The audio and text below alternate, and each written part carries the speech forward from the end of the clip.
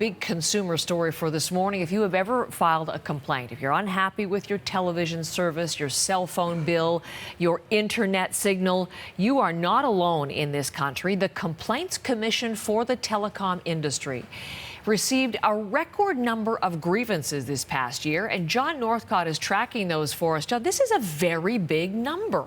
This is a big number. A couple of surprises this morning for me anyway. Not only that there were 19,287 complaints in a little over a year across this country involving people's telecom services, but that there is an organization, the CCTS, the Commission for Complaints on Telecom Services, that exists and deals with the vast majority of those complaints. So in terms of the numbers, let's walk you through exactly what we're talking about here. Mentioned there the 19,300 complaints that we're talking about received from 2018-2019, roughly about a 14-month period there.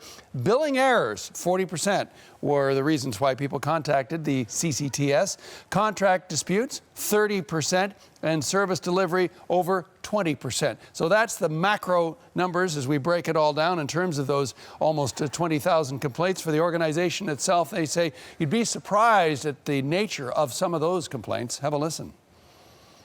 We saw lots of breaches of the wireless code related to the failure to give notice before disconnecting a wireless customer.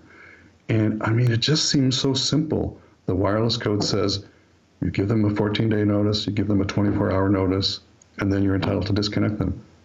How complicated is that? So it's really things that we wonder why service providers aren't fixing those problems at the front line.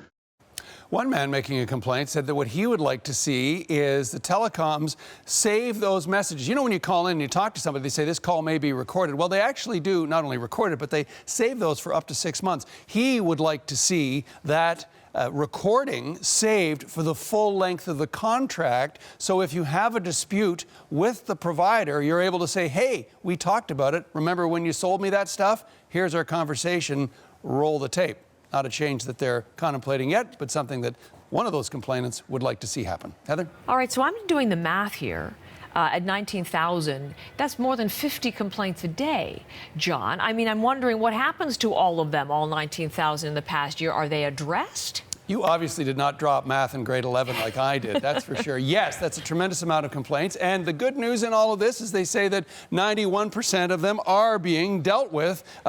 Whether or not they're all being dealt with in favor of the consumer, of course, probably not. They aren't saying. But still, this is, despite those 19,000 plus complaints, they're saying the good news is that 91% of them are being dealt with. And also offer this. They have an online video that explains you how to make those complaints. They have a form, handy-dandy form, 3-page form you can fill out. So they certainly have the resources available should you wish to add to that number of 19,000 in the year to come. Heather? Thank you very much, John. Okay. Now, this is an issue our Go Public team, and particularly Erica Johnson, all of them have been covering on many occasions in past months. We'd like your take on this today. Given the numbers John is just talking about, have you ever filed a complaint?